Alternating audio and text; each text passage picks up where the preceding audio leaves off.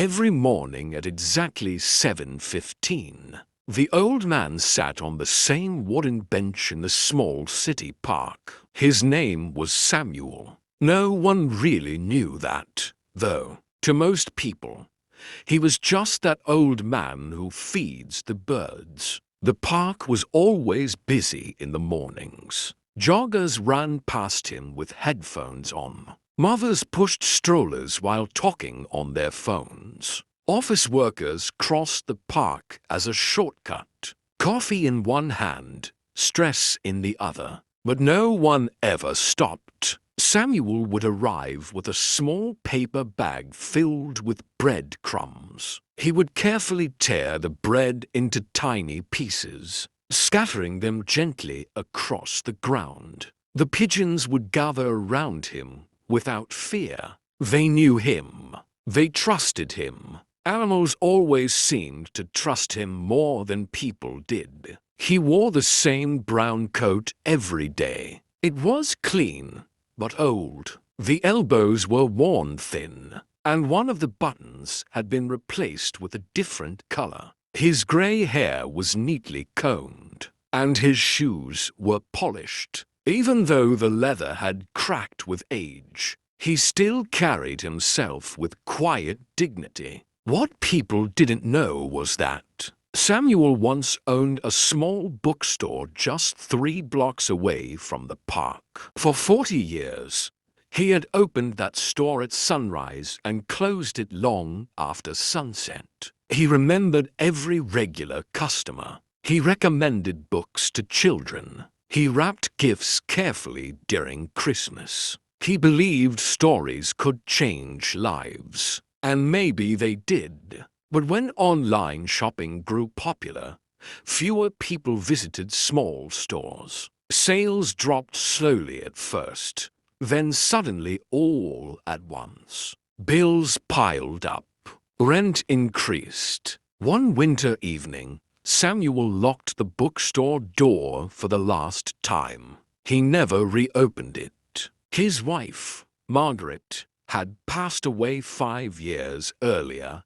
Cancer, quiet and cruel. After she was gone, the bookstore had been his only companion. When it disappeared too, the silence in his life became overwhelming. He had one son, Daniel. Daniel had moved to another country for work. At first, he called every Sunday, then every month, then only on holidays. Eventually, even the holidays became quiet. Samuel never complained. He told himself that children must live their own lives. That was what parents were supposed to want. Still, every morning at 7:15, he sat on that bench. Because routine was the only thing that hadn't left him. One cold Thursday, something unusual happened. As Samuel scattered the breadcrumbs, a little girl stopped in front of him. She looked about 8 years old, with messy hair tied into 2 uneven ponytails. She was holding her mother's hand, but she had clearly decided to pause. "Mom," she said softly, "why is the grandpa always alone?" Her mother glanced at Samuel quickly, then gently pulled her daughter forward. "Don't stare, Lily." But Lily didn't move. Instead, she let go of her mother's hand and walked closer to Samuel. He looked up, surprised. The pigeons fluttered slightly, but didn't fly away. "Good morning, Lily." Lily crouched down beside him without hesitation. "Do they have names?" she asked, pointing at the pigeons. Samuel chuckled softly. "Not officially, but I suppose I could name them." "That one looks brave," she said, pointing to a pigeon that stood closest to Samuel's shoe. "Then perhaps he is captain," Samuel said thoughtfully. Lily giggled. Her mother stood a few steps away, unsure whether to interrupt. But she noticed something important.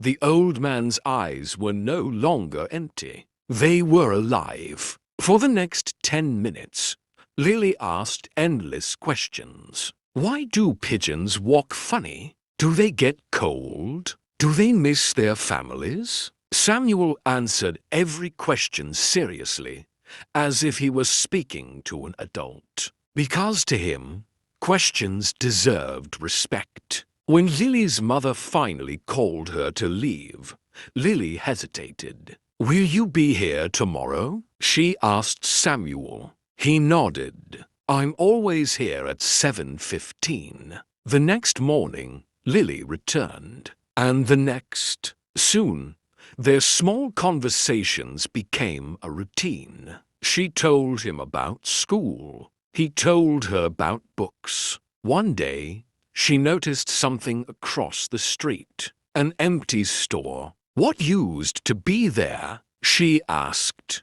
Samuel followed her gaze. "His bookstore," he swallowed quietly. "It used to be a place full of stories," he said. "Why did it close?" "Because sometimes," he replied gently, "the world changes faster than we expect." That afternoon, Lily asked her mother if they could visit the old store. The windows were dusty. A faded sign still hung above the door.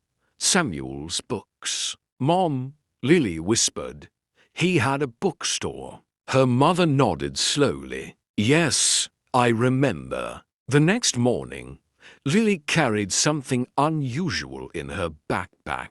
A small handmade sign. She had written in bright, uneven letters, "Free story time. Today 7:15. Park bench." Samuel didn't notice at first, but when he arrived at the park, he saw 3 children sitting on the grass in front of his bench. Lily stood proudly beside them. "You said stories can change lives," she said. "So tell us one." Samuel's hands trembled slightly, not from weakness, from emotion. He hadn't told a story out loud in years. He cleared his throat and began. At first, his voice was shaky, but as the story unfolded, something familiar returned. His tone strengthened. His gestures became animated. The children leaned forward, completely absorbed. Joggers slowed down. Parents stopped. People listened. And for the first time since his bookstore had closed, Samuel felt needed again. Word spread quickly. The next day, 5 children came, then 10. Within 2 weeks, nearly 20 people gathered around the bench each morning. Some brought coffee, some brought their own books, some simply came to listen. A local teacher approached Samuel one morning. "You have a gift," she said. "Have you ever considered reading at the community center?" Samuel hesitated. At his age, new beginnings felt dangerous. But Lily squeezed his hand. "Captain would be brave," she whispered, referring to the pigeon. Samuel laughed, and for the first time in years, he said yes to something unknown. The community center welcomed him warmly. Soon, he was reading twice a week. Parents thanked him. Children waited eagerly for his next chapter. Someone even created a social media page called the Park Story Grandpa. One evening, his phone rang, a number he hadn't seen in months. "Daniel, Dad, I saw something online," his son said quietly. "Are you really reading to children in the park?" Samuel looked around the small apartment he now rented above a bakery, modest but warm. "Yes," he replied softly. There was a long silence. "I'm proud of you," Daniel said. Tears formed in Samuel's eyes. Sometimes we believe our best days are behind us. Sometimes We think when one door closes, everything meaningful is over. But life is not a straight line. It bends, it breaks, it rebuilds. Samuel had lost his bookstore. He had lost his wife. He had almost lost hope, but he had not lost his voice. And all it took was one little girl brave enough to ask, "Why is the grandpa always alone?" Every morning at exactly 7:15, Samuel still sits on that bench. The pigeons still gather. Children still laugh. Stories still come alive. But he is no longer invisible. Because sometimes the smallest act of curiosity becomes the beginning of someone else's second chance.